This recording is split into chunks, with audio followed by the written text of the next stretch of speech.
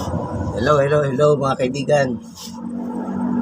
Ito, magpapalis tayo ng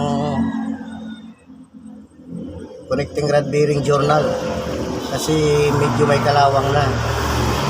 So, gumamit ako ng liha na number 1000. Pang polish talaga ito ng silong.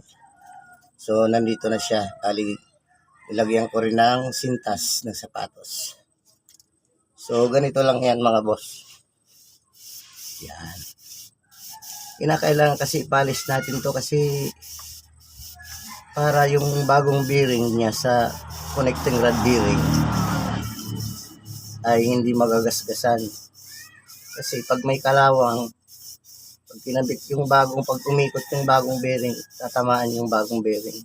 So, kailangan ito ay makinis o makintab. So, mano-mano na lang natin gawin to. Since nadukot lang kasi ito eh. Ito talagang ginagawa ng mga Pinoy. Magaling tayo dito sa mga ganitong style. Okay naman ito. Aprobado na ito. Aprobado na ito ng maraming Pinoy na mekaniko. Marami na rin gumagawa nito. Bali, nakuha ko itong style na ito sa tatay. Nung nabubuhay pa siya. Siya na nagturo sa akin kung paano maging mekaniko. Pero nag-aral naman ako ng automotive dito sa amin sa State University. State University na ngayon noon, ano pa lang, Sorsogon State College or SSC. Ngayon, pinalitan na. High-tech na ngayon. SSU na ngayon. Sorsogon State University na. So maraming nagtapos dyan. Mga iba-ibang kurso. Mekaniko, maraming nagtapos din dyan. Ngayon, may mga engineering na course. So, ang kinuha ko dyan is automotive. 4 years. Dahil ang tatay ko ay nasa lukuyang nagtatrabaho, regular employment ng Piltrang Bus Company. Ang bus ng bayan. Siyang chief mechanic.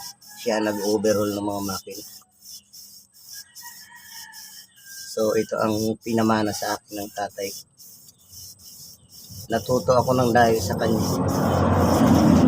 Mas marami akong natutunan kay tatay kaysa sa paaralan. Kasi manual eh. Actual. Pati pag overall, sa kanya ako natuto. At sa mga remedyo na paano gawin mga remedyo.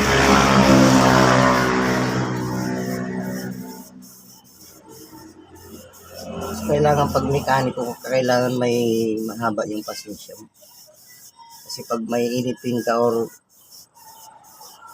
may initin ng ulo, ay huwag ka nang magmekaniko kasi baka lalong masira yung ginagawa mong sasakyan o bakit.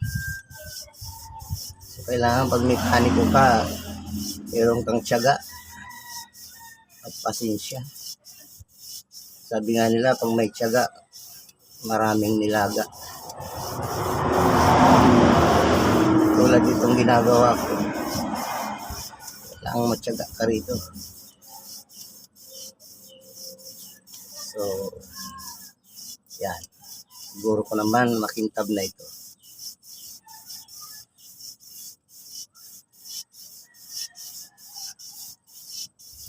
So, medyo matunog pa.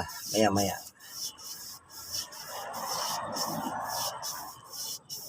Nakakangawit nga lang itong style na ito kasi nasa ilalim. Pero okay lang. Tiyaga lang talaga.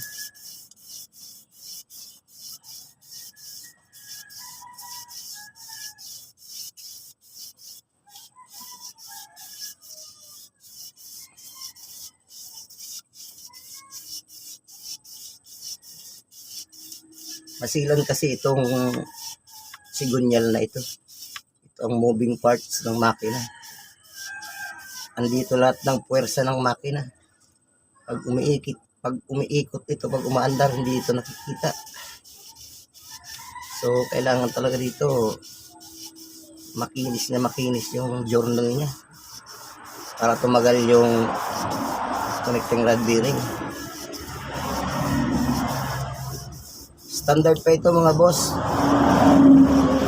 Yung sigunyal na ito, yung crankshaft, standard size pa ito.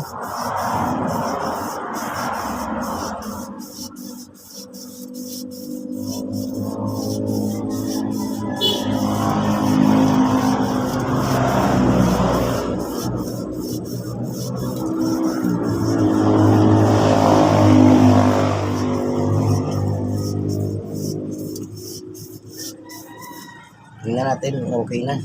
Ngawit na kasi ako. O ayan. Ayan mga boss. Kita nyo naman. Napakakinis na.